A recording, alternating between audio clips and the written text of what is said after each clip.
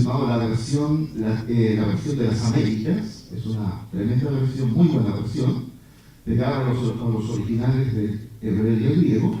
Y esa Biblia está estructurada en párrafo, para poder leer bien la escritura. Y el apóstol Pedro durante estos domingos nos ha tenido sumido en una temática, una de las tantas temáticas que toca en esta epístola, y esta es la temática del sometimiento, o someterse, o sujetarse. Y yo cuando inicié esta temática ya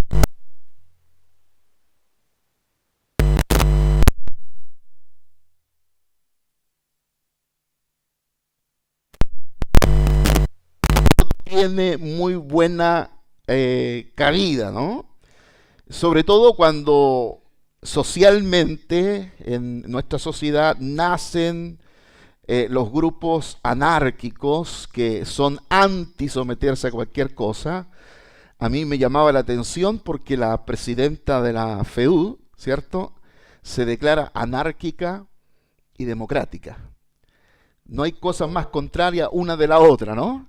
Es como decir cristiano humanista. Es totalmente contrario. O es cristiano o es humanista. O es anárquico o es democrático. Estas son las paradojas del día de hoy, ¿no? Pero cuando nosotros comenzamos a tocar la temática del sometimiento en el capítulo 2, versos 11 y siguiente, ustedes se recordarán, hablamos sobre el someterse a las autoridades, ¿no? El Señor Jesús habló sobre la temática de someterse a las autoridades, y Pedro, siendo uno de los apóstoles ahí permanentemente con el Señor, y estuvo en muchos momentos donde estuvo solamente él, Juan y Jacobo, esa triada muy apegada al Señor, así que conoció de primera mano la enseñanza sobre la temática del sometimiento. Y cuando nosotros vemos esta temática en la vida del Señor Jesús, sin duda el Señor Jesús fue un hombre sometido. Fue un hombre sometido voluntariamente. Hay una diferencia entre someterse voluntariamente y someterse por la fuerza. Cuando hay un gobierno que somete por la fuerza, lo llamamos un régimen autoritario. Autoritario viene de una palabra griega, y ese es un sometimiento donde no importa la voluntad de uno, es sometido. Y si no se somete, entonces puede ir a prisión o lo pueden matar. Por lo tanto, el Señor Jesús nos mostró ese sometimiento voluntario, porque Él se sometió voluntariamente a la voluntad y al deseo del Padre. Él dijo, yo no hago nada que el Padre no me diga que haga. ¿Hay más tremendo sometimiento que esa expresión? Yo no hago nada que el Padre no me diga. Y hay esposos que dicen, yo no hago nada que mi esposa no me diga. No sé si hay alguno aquí, ¿no? Hay pocos. Pero fíjese, cuando nosotros miramos la estructura de Dios, mirándola desde la perspectiva para los bereanos, desde la perspectiva de ojo de águila, ¿no? Ustedes se acordarán de esa enseñanza maravillosa del capítulo 7, ¿no? Mirando la Biblia desde una perspectiva panorámica. Cuando nosotros miramos la Biblia desde la perspectiva de ojo águila, estamos mirando desde la perspectiva de la altura. Las águilas tienen la virtud como una de las aves más extraordinarias con respecto a la visión. Se dice que un águila a una gran altura, es capaz de ver un pez de 7 centímetros que salta en la superficie del agua, 10 centímetros sobre la superficie, y un águila a más de 200 o 300 metros de altura es capaz de verla. Y baja para pescar esa presa que ya viéndola es muy difícil de arrancar de la mirada del águila. De tal manera que cuando nosotros miramos, tenemos la mirada de águila, es una manera figurada, es un símil para decir que hay que tener la mirada de Dios para mirar todas las cosas. Cuando tú estás en la tierra y miras, generalmente la visión va a ser muy parcial, porque estamos mirando a la misma altura de todo. Pero cuando tú subes en un edificio un piso o al quinto piso, la persona que está en el quinto piso, tiene mucho mejor perspectiva que la que vive en el primero, sin duda que sí. Y a nosotros nos ha pasado, a los que hemos tenido la posibilidad de viajar en avión, ver muchas veces hacia abajo las casitas pequeñitas, los países que se reducen, las ciudades que son prácticamente un punto, tener una perspectiva prácticamente de toda la superficie y de países y continentes. Cuando vamos de un continente a otro, me ha tocado cuando voy al Asia, a Corea, pasar por 3 continentes, por América, Europa y entrar a Asia. Y cuando uno va a Asia, dependiendo del recorrido, si lo hace por Europa, va a ir por Rusia, ese recorrido, y uno va a pasar por un lugar llamado Siberia. ¿Se recuerdan de eso? Siberia es un lugar prácticamente que no vive nadie, son solo hielos eternos, y uno puede mirar esa perspectiva hacia abajo y tener un dominio completo. La Biblia nos enseña que nosotros debemos mirar la vida desde la perspectiva de Dios. Y el apóstol Pablo lo va a decir de esta manera en el capítulo 2 del libro de Efesios, porque ese capítulo 2 del libro de Efesios, versos 5, 6, 7, yo no voy a buscar todas las lecturas bíblicas. Si usted tiene un buen hábito de anotar, de tomar apunte, la anotará y revisará en casa, ¿no? Pero por la limitación del tiempo no tenemos de poder mirar todas las escrituras. Pero ese verso está diciendo que estamos sentados juntamente con Cristo, ¿dónde? En los lugares celestiales, una expresión sinónima, lugares celestiales, para hablarnos del cielo. ¿Dónde estamos sentados espiritualmente? Estamos sentados en los cielos. Por lo tanto, nuestra percepción de la realidad, nuestra mirada de la realidad, tiene que ser una mirada desde esa perspectiva. Cuando nosotros miramos la vida de la perspectiva humana, desde nuestra propia posición en un punto geográfico, vamos a tener una mirada sumamente limitada. Se va a limitar a ver a unos cuantos metros y a ver a unas cuantas personas, pero cuando miramos desde la perspectiva de ojo de águila, estamos teniendo una visión panorámica de todo el horizonte. Y cuando nosotros miramos la vida desde la perspectiva humana, desde esta perspectiva terráquea, comenzamos a ver todas las problemáticas, las situaciones, las limitaciones que muchas veces nos afectan. Y nos afectan tanto que a veces nos sentimos tan abrumados, nos sentimos tan limitados y a veces pensamos que este partido parece que lo está ganando el mal y no el bien.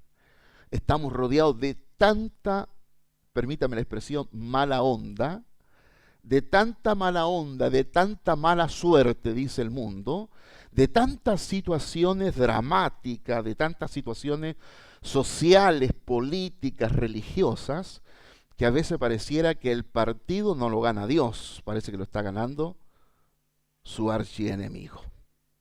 Y es porque estamos mirando desde la perspectiva de la gallina.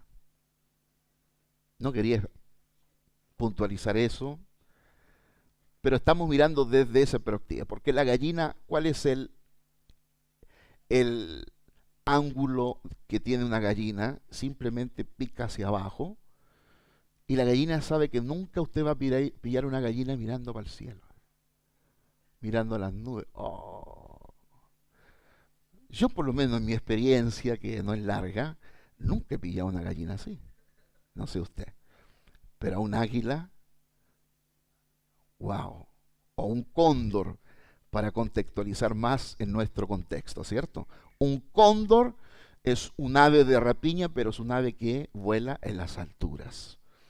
Y eso nos hace pensar que depende de la perspectiva que tenemos en la vida que llevamos. Si usted tiene una perspectiva de gallina, su vida es muy limitada. Pero si usted tiene la perspectiva del ojo de águila, la perspectiva de Dios, entonces su vida se hace sin limitaciones. Y el apóstol Pedro, entendiendo esto, que cuando estuvo ahí con el Señor en la montaña de la transfiguración, él tuvo una perspectiva de la gloria de Dios. Vio al Señor manifestado realmente en gloria. Y si esa nube que aparece no es capaz de proteger a estos tres apóstoles, nunca hubiésemos tenido la epístola de Pedro, ni la de Juan, porque hubiesen muerto. El apóstol Pablo solamente en un recorrido, en un caminar a Damasco, apareció un resplandor, dice, un pequeño resplandor del cielo, y lo tiró al suelo, lo dejó 3 días ciego, y el Señor, porque tenía un propósito, le preservó la vida. Lo mismo Juan en la isla de Pasmo dice que viendo al Jesús resucitado cayó como muerto. Esa gloria no es fácil de soportar. Pero esa perspectiva de Pedro en la montaña, de ver la gloria, ver al Señor y ver nada menos a los 2 testigos, nada menos ahí al lado del Señor Jesús, a estos 2 tremendos personajes que están representando toda la historia del Antiguo Testamento, que son el fondo de este cuadro, de este marco que está hablando del Señor. Y Jesús va a decir muchas veces en los evangelios que la ley, o sea, Moisés y los profetas dan testimonio de él. Así que esta perspectiva que Pedro tiene en la montaña, que nunca va a olvidar, la recuerda luego nuevamente en la segunda epístola, dice, cuando estuvimos en la montaña y vimos la gloria, lo va a decir en la segunda epístola, es una experiencia inolvidable. Pedro no olvidará esta experiencia jamás, y será la experiencia que lo acompañará hasta el último día o hasta el último minuto de su vida. Así que Pedro, sin duda, durante los primeros años, le costó entender lo que significaba someterse, sujetarse. Y lo tenemos una y otra vez respondiendo, hace una tremenda promesa al Señor Jesús. Mira, si todo te abandonas, yo seré el único que no te va a abandonar. Y si es necesario dar la vida, cuenta con la mía. Cuando uno promete en sí mismo, cuando las promesas son en uno mismo, ¿qué limitación tienen esas promesas? Por eso tenemos tanto quiebre matrimonial, porque la gente promete en sí mismo y el hombre tiene una tremenda limitación de cumplir las promesas. Es más, la Biblia nos advierte en el Eclesiastés capítulo 5, verso 1 al 6, que no prometamos si no vamos a cumplir. Porque Dios no se agrada de los insensatos. Que no es un insensato para Dios el que promete y no cumple. Es mejor guardar silencio, calcular los costos, calcular lo que significa prometer o comprometerse, para luego hacer la promesa de compromiso, porque uno sabe que va a ser capaz de cumplir. El apóstol Pedro comienza en el verso 8, y ahora vuelvo a la epístola, en el verso 8 usando una expresión finalmente, que también en la Reina Valera lo dice finalmente, pero en la Nueva Versión Internacional dice en fin, que son, y llamamos nosotros en la sintaxis griega, llamamos expresiones de enlace. Así que, por lo tanto, por lo cual, sino más, pero, son expresiones de enlace, no solo en la sintaxis griega, sino también en la sintaxis castellana, ¿no? Cuando nosotros vamos llevando una idea y luego queremos cambiar, dice, pero, y cambiamos la idea para unirla a lo que ya hemos dicho. El apóstol Pedro hace esta conclusión de este párrafo del sometimiento, someterse a las autoridades, someterse al rey, temer a Dios, y luego habla de someterse a los amos, que los siervos deben someterse a los amos, y termina esta tremenda Ilíada con el capítulo 3, verso 1 al 7, donde dice someterse las esposas a los esposos y sometiéndose ambos al Señor. Y en este párrafo del sometimiento termina entonces con el verso 8 para concluir en fin y finalmente. Y finalmente, ¿qué? Finalmente, 4 cosas, dice el apóstol Pedro, que nosotros debemos mantener, para sostener este estado. Dice, en fin, estoy leyendo verso 8, vivan todos ustedes, primero en armonías unos con otros. Segundo, sean, look in the Bible, sean comprensivos o compasivos, ámense unos a otros como hermanos fraternalmente y sean humildes o misericordiosos, ¿no? La Nueva Versión Internacional dice humildes. Por lo tanto, cuando hablamos nosotros de esta unidad, del sometimiento, partimos de la perspectiva de Dios. Y Dios, ¿qué está mirando?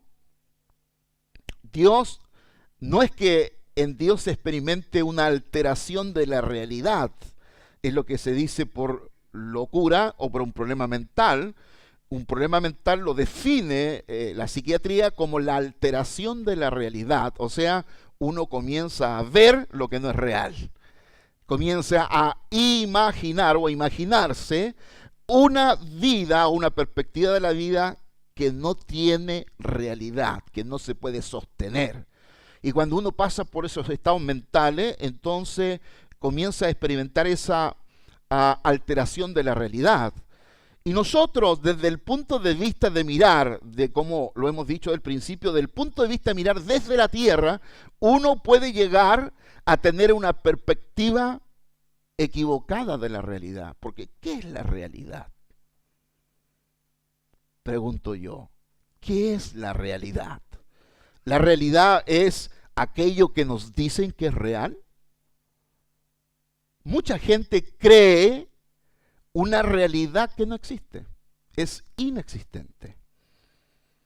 Los medios de comunicación masiva, usted sabe que informar es poder, tener la información, tener el conocimiento es tener poder. Por eso que cuando la información y el conocimiento se usa mal, entonces uno puede esclavizar a aquellos que tienen no acceso al conocimiento. Y cuando nosotros miramos esa perspectiva y comenzamos a crearnos una realidad desde la perspectiva de la información, desde la perspectiva de las informaciones de los noticieros, del diario, ellos están enfocando una perspectiva de la realidad que están queriendo que usted la crea. Y muchas veces esa realidad no tiene nada que ver con la realidad, permítame la redundancia, real. Hay una realidad que nosotros debemos conocer. Y ya le tiro el salvavidas inmediatamente al iniciar la prédica, que la realidad en la que estamos inmersos no es tan real, como muchas veces nos quieren hacer creer. El texto de 2 de Corintios 4:18, que es un lindo texto para hablarnos del tema de la realidad, vamos a buscarlo, 2 de Corintios 4:18, muy conocido de todos nosotros, pero vale la pena que lo volvamos a leer y a mirar. No mirando nosotros las cosas que se ven, sino las que no se. ¿Cómo uno puede mirar lo que no se ve? Dice después, pues las cosas que se ven son temporales, pero las cosas que no se ven son. Qué interesante que la palabra temporal y la palabra realidad. Las cosas que se ven son una realidad no real. Pastor, me dice usted que usted no es real, usted es un espejismo. No, soy real, estoy aquí. Porque fue un argumento para decir que el Señor Jesús no resucitó, sino que fue un espejismo, ¿no? Uno de los argumentos para atacar la resurrección. Pero cuando nosotros no entendemos, y escúchame bien, cuando nosotros no entendemos la realidad espiritual, vamos a ser abordados por esta realidad temporal. Y de repente el enemigo, llamado Diablo y Satanás, trata de crearnos una realidad que no es. Y lamentablemente nosotros a veces la creemos. ¿Por qué la creemos? La creemos porque tenemos generalmente la actitud de querer entender esta realidad espiritual con los sentidos humanos. Es imposible. El apóstol Pablo dice que no debemos andar por los sentidos, sino por la fe. Fe es antónimo de sentidos. ¿Qué son los sentidos? Los que ya conocemos, el tacto, el olfato, que inmediatamente nos ponen en contacto con la realidad inmediata en la que vivimos. Pero si nosotros percibimos la vida con los sentidos, porque al hombre le parecieron pocos los sentidos y se habla del sexto sentido, ¿cierto? Y del séptimo sentido y de otro sentido, porque evidentemente que estos sentidos que tenemos, que están agregados a nuestra corporalidad, no son los adecuados para conocer el mundo espiritual. Qué tremendo cuando queremos conocer el mundo espiritual con los sentidos humanos. Lo que nos pasa es que sufrimos ataques severos de ese mundo sin poder discernirlo y sin poder combatirlos. Cuando nosotros quedamos bajo el amparo de este sistema sin percibir las cosas del espíritu, vamos a sufrir. Y de repente se nos va a poner como una nube negra en torno de nosotros, donde vemos todo negro. No sé cuántos de ustedes a veces han estado en la playa o en el lago, en el sur del lago, y a veces se pone una densa nube sobre el lago, y de repente de entre las nubes se abre un pequeño hueco y entra ¡pum!, un rayo de luz que choca en la superficie del agua y proyecta toda una imagen ahí donde el rayo de luz está chocando sobre la superficie. Y fíjese que de repente nosotros esa neblina, esa nube oscura, nos hace ver la realidad en forma negativa, limitante y aproblemado o aproblemada. Entonces todo lo que vemos lo vemos limitado, lo vemos con problemas, lo vemos con situaciones, cuando hay una realidad paralela, hay otra realidad en donde las cosas no andan bien, donde las cosas andan mejor. Y uno lo puede mirar en muchos pasajes bíblicos, muchos personajes. Me gusta recordarme de Gedeón, porque es un tremendo personaje, porque él estaba mirando la realidad negativa y estaba orando a Dios y alegándole a Dios: Señor, tú prometiste esto, lo otro, y aquí estamos metidos en una cueva, aquí estamos atemorizados de los madianitas que nos vienen a robar todos los años el grano de trigo, y que yo no soy nada, y que todo me va mal, nada me sale bien. ¿Has escuchado alguna vez eso? Y se aparece el ángel. Esto es lo tremendo, esto cambia totalmente. Cuando entra lo espiritual, cambia todo. Y apareció el ángel y le dijo: varón esforzado y valiente. ¿A quién le hablará? Dijo. Dios tiene otra perspectiva. ¿Se da cuenta? Dios tiene otra perspectiva. Nosotros a veces nos miramos al espejo y nos vemos limitados, nos vemos aquí y allá, pecadores, qué sé yo. Y Dios nos mira y dice: santo hijo. Cambia. ¿Qué es lo que marca la realidad? ¿Lo que dicen de ti, lo que dices tú mismo de ti, o lo que dice Dios de ti? Lo que tú creas marca tu realidad. Si tú crees lo que otros dicen de ti, o lo que tú dices de ti mismo, va a marcar tu realidad para toda la vida.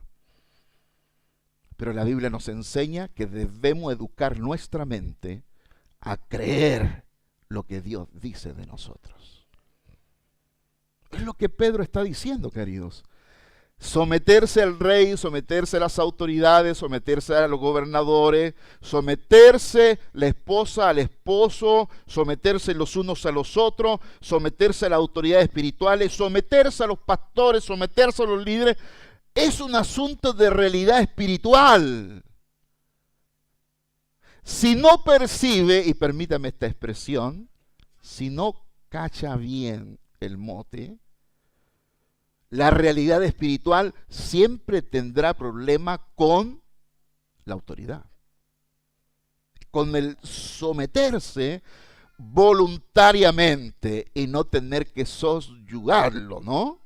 Sino este sometimiento, por eso el apóstol Pedro está terminando. Finalmente, con respecto al tema del sometimiento, guardemos 4 cosas que son fundamentales y las voy a ordenar.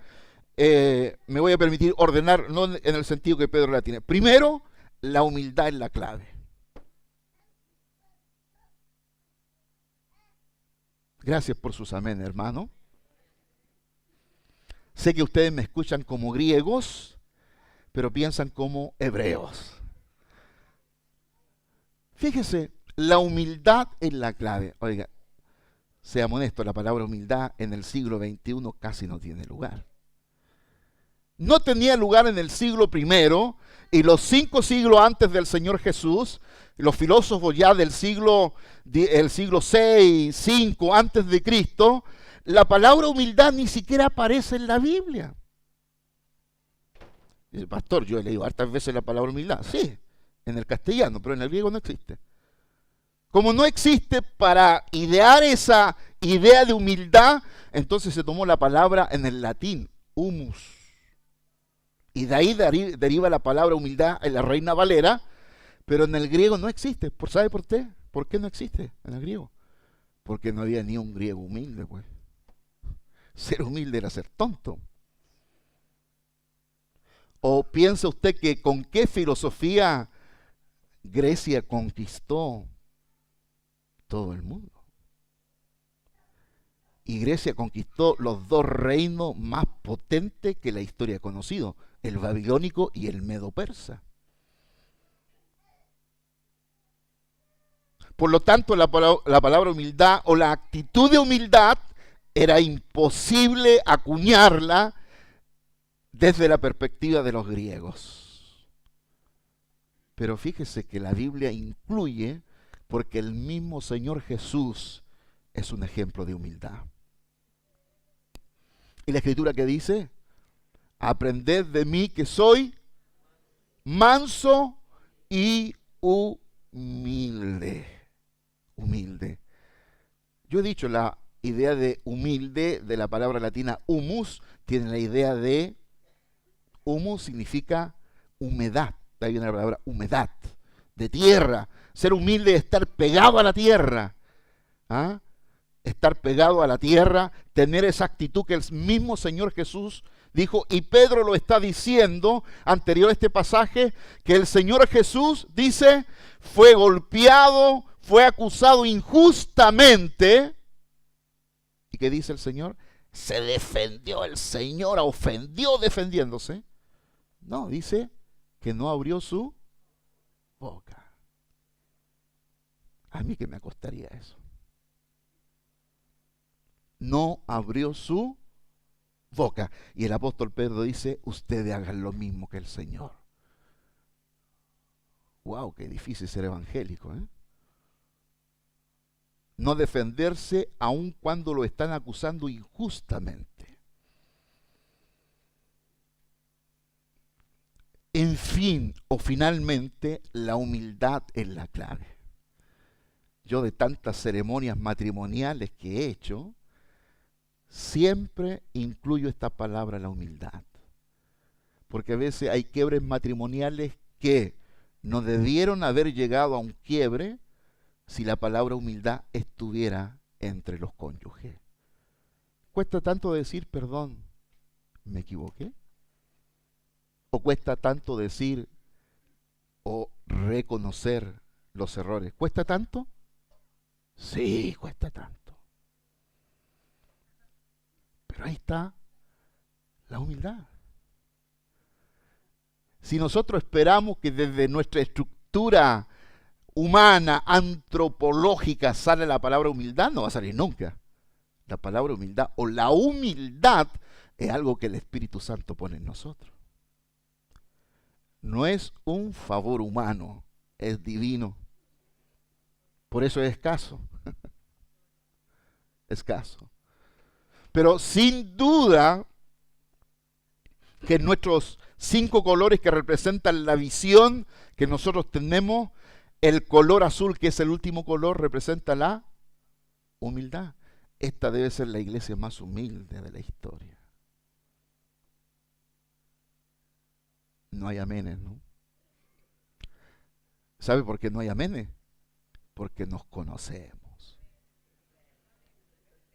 Ahí sí que hay amenes, ¿no? Nos conocemos. ¿Qué nos cuesta? Pero sabemos que es el mejor camino. Porque fue el camino del Maestro. Fue el camino del Señor. Por eso yo digo, Pedro no lo dice, pero lo digo yo, la humildad es la clave. La clave. Podríamos citar un montón de versos que hablan del tema de la humildad, pero ya ese tema en la persona del Señor Jesús nos alumbra totalmente nuestro camino. Ilumina nuestra percepción de la vida y la realidad. El Señor Jesús no fue necesario que lo humillaran, dice que se humilló a sí mismo. ¿Y cuál es nuestra actitud? A mí nadie me humilla. Claro, esa es arrogancia, ese orgullo. Y la arrogancia y el orgullo no pertenecen a Dios. ¿Quién es el padre de la arrogancia? Ni lo nombremos, dicen algunos. Cuando lo nombramos lo invocamos, ¿no? Ese diablo es el padre de la arrogancia. Mire, cuando uno entra en esta actitud, a veces no humilde, para no decir arrogante, no humilde, está entrando al terreno del enemigo. Y en el terreno del enemigo es difícil ganar la pelea. Usted sabe que estratégicamente, militarmente, sale mejor traer al enemigo al terreno de uno, porque ahí uno lo puede derrotar. Y si uno entra al terreno del enemigo, que son las tinieblas, la vida de las tinieblas, la vida de los sentidos, perderá. Pero si al enemigo lo trae al terreno de la luz, hay mucho más posibilidades que uno gane. ¿Cierto? Les recuerdo solo un verso de tantos que hay. Santiago capítulo 4. Verso de todas maneras que hemos leído otras veces. Santiago capítulo 4.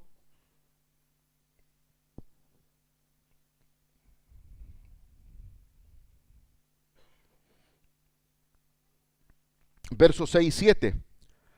Pero Él da mayor gracia. Por esto dice, Dios resiste a los soberbios y da gracia a los humildes. Y 7, someteos pues a Dios, resistid al diablo y huirá de vosotros. ¿Cuál es el gran secreto de mantener al diablo lejito? Que no se meta contigo, de mantenerlo a raya. ¿Cuál es? Someterse a Dios. ¿Quiere mantener a Satanás, al diablo, lejos de usted? Lejos de su familia, lejos de lo que es usted. Sométase a Dios. Sométase a Dios. Resista al diablo y él huirá. No se va a meter ni con su familia, no se va a meter con sus generaciones, no se va a meter con su descendencia, no se meterá en sus negocios, lo va a mantener a raya. Pero no se mantiene al diablo a raya siendo arrogante, es siendo humilde. Por eso que el Señor Jesús fue humilde. ¿Y qué dice el texto bíblico? Que Satanás lo tentó esos 40 días y dice que y después se apartó Satanás. Por un tiempo, sí. Porque siempre trató de venir para tentar al Señor. Se irá por un tiempo, volverá, pero ahí estamos, sometidos a Dios para resistir al diablo. Por lo tanto, la humildad es la clave. El someterse o el sometimiento es el camino. Es el camino de llevar una vida con Dios. Nosotros hemos enseñado 3 meses completos predicando sobre el culto y cómo debemos rendir el culto. Hemos dicho, querido, el culto es el encuentro con Dios. Sí, nos encontramos con los hermanos, nos abrazamos, qué alegría de ver a los hermanos, pero por sobre todas las cosas, el culto es el encuentro con Dios.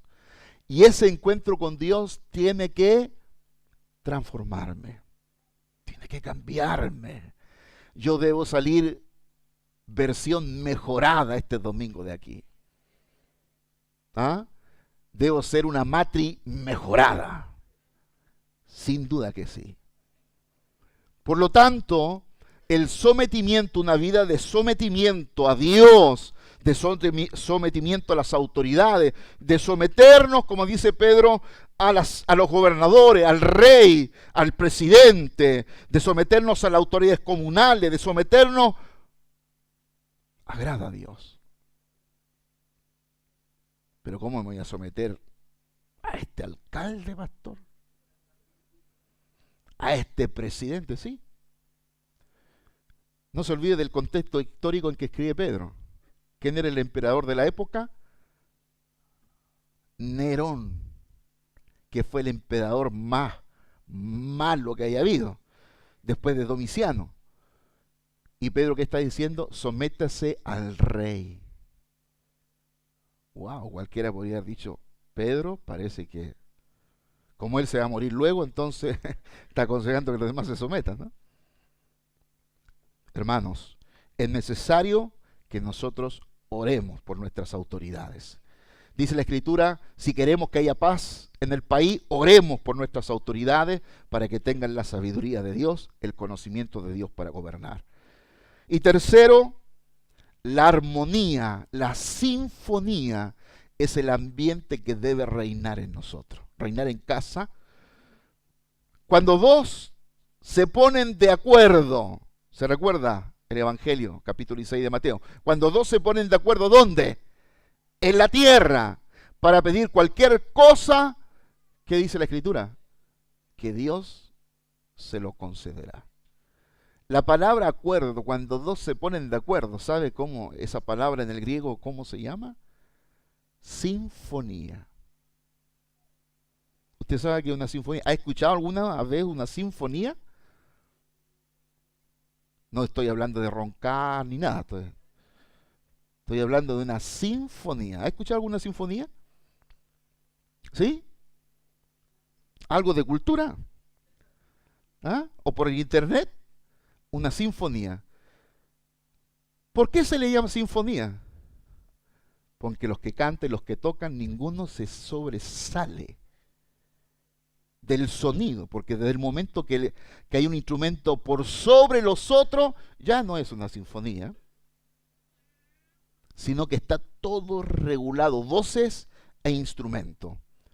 Cuando uno tiene una sinfonía o una armonía, dos personas que se ponen de acuerdo, tienen una armonía, se sintonizan y piden a Dios, seguro que Dios se los va a dar. Seguro. Los matrimonios deberán ser los que más respuesta tienen de oración. ¿Y por qué no la tienen?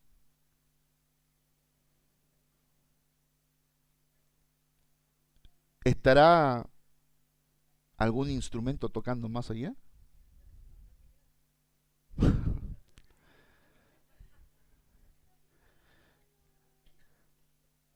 Cuesta vivir en armonía, no es fácil, ¿cierto? Seamos honestos, no es fácil. No es fácil, pero se puede. ¿Se puede cuándo? Se puede cuando vivimos la vida de fe y no en los sentidos. Si este mundo fuera un mundo armónico, no habría necesidad de tribunales, porque llegaríamos a acuerdos. No, él me chocó, no, pasó adelante, no, es que no respetó la luz. ¿Qué dice el carabinero? Mire, pónganse de acuerdo. Está pidiendo algo imposible. Para que no vayan a los tribunales. Pero van a los tribunales porque no hay sinfonía, no hay acuerdo. Pero el ambiente que dice Pedro con respecto a gobernador, el someterse hasta los esposos, debe ser un ambiente de armonía. De armonía. De armonía.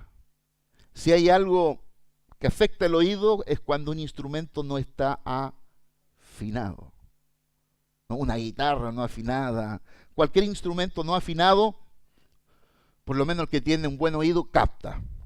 No está afinado este instrumento. Y muchas veces eso perjudica la armonía de lo que se está tratando de interpretar. La armonía es el ambiente. Hay que mantener un ambiente. ¿Quieres ver a Dios obrar poderosamente? Entonces trabaje en tener un ambiente de armonía. Y finalmente, la paz es nuestra herencia. ¿Qué dice el apóstol en el verso 8? Finalmente,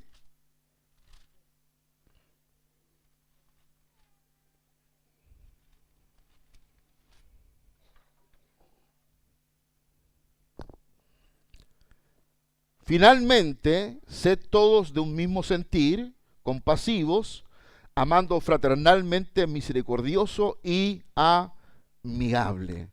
Y si uno sigue leyendo, entonces va a encontrarse que todo esto tiene un fin, una meta. ¿Cuál es la meta? La paz. La paz. Yo no sé cuántos de ustedes han entrado de repente a un lugar y dicen, oye, hay una paz aquí. No le ha pasado, ¿no? Hay una paz aquí. Cuando un país está en paz, se nota. Me ha tocado estar en países donde hay guerra interna. Y ver los hoteles, los lugares con montones de soldados con armas. Bueno, los que estuvimos aquí somos de la generación del 60, por ahí, vivimos el periodo del 73, lo que significó aquello para nosotros. Mantener la paz en un país, mantener la paz con los vecinos, esa tensión permanente que tenemos nosotros con nuestros vecinos, no es fácil. Hay que hacer mucha política internacional. Hay que tratar de no responder cuando se ofende. De no ser llevado por la pasión, por un nacionalismo extremo. Sin duda que el ministro o el canciller encargado de todas las relaciones políticas exterior tiene que ser un hombre mesurado, casi un flemático extremo. ¿Se imagina como canciller un sanguíneo? ¿Como canciller a Pedro? Antes de Pentecostés, hubiese estado en guerra ese país todos los días. Pero usted se fijará, siempre el canciller es un tipo aplomado, tranquilo, no reacciona a la primera, piensa, consulta. Es un canciller, un hombre que tiene que tener aplomo. Si no, nos metería en guerra permanentemente con los países. Es porque necesita tener un carácter de paz. ¿Qué dijo el Señor Jesús? Mi paz os dejo, mi paz os doy. No como las relaciones diplomáticas o políticas la dan, no como el mundo la da. Usted sabe que el gran acuerdo de Irán, el gran enemigo, el archienemigo de Israel, este acuerdo que logró en Inglaterra, ¿cierto?, de parar todo lo que es la producción de armas nucleares y solo dedicar parte de ese uranio que tienen mucho a cosas muy simples, muy sencillas, como la medicina, ha dicho todo el mundo. Yo no sé si ustedes han escuchado la noticia. Todo el mundo ha dicho, por fin, ¿qué? Por fin la paz. Y ustedes que son conocedores de la Biblia, ¿Qué dice la Biblia? Cuando digan paz y seguridad, he aquí desolación. Fíjate que después de eso, me he empezado a santificar más. Porque pasa que ocurran dos hechos proféticos más y estamos en la venida del Señor, pero directo. Queridos, no queda mucho. No queda mucho tiempo. Es un hecho profético esto. ¿Y quién es el único que ha salido a decir esto es falso, no es la paz? Bueno, por supuesto, Israel. Pero querido, el Señor nos ha dado una paz que el mundo no puede dar. O sea, aún con toda la sabiduría, el sentido común de un país de mantener esa fraternidad con los países vecinos, no son suficientes. La paz solamente puede dar Dios. Y querido, ¿qué está diciendo Pedro? La paz, querido, nuestra, es nuestra herencia. Tenemos por herencia la paz. Paz en casa. ¿Hay paz en casa?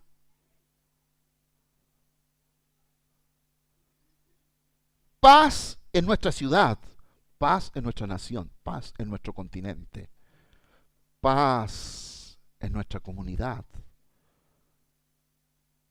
en nuestra iglesia. De la paz del Señor.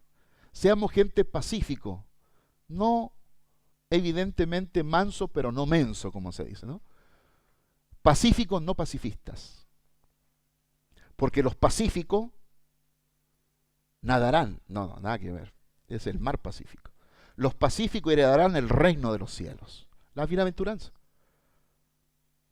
Es la herencia, queridos. Mire, comúnmente se dice, antes de enojarse, cuente 10. Yo tengo que contar 100. Debo confesar mi pecado.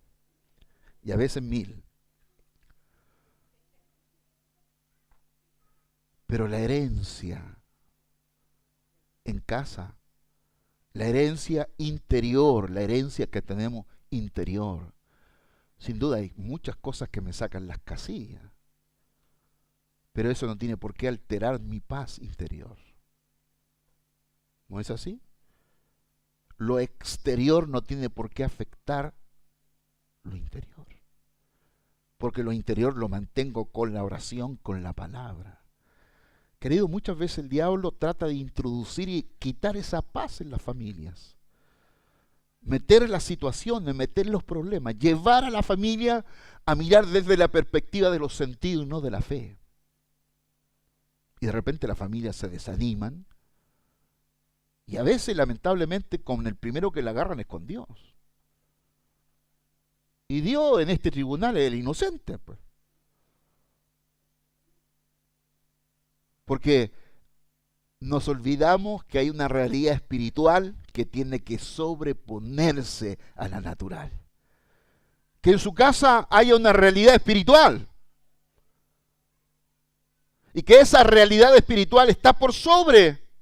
Que es capaz de comandar, de sujetar, de gobernar el interior de la casa, de gobernar nuestra vida, de gobernar nuestro corazón, de gobernar nuestra mente. Que hayan pensamientos de paz. Que dice el profeta Isaías, Dios tiene pensamientos de paz. Tiene pensamientos de bien con vosotros. Dios no nos mira y está pensando, a ver, ¿en qué lo hago caer a este? No, Dios no es así. Ese es el enemigo. Dios siempre está obrando en nuestro favor. Amén.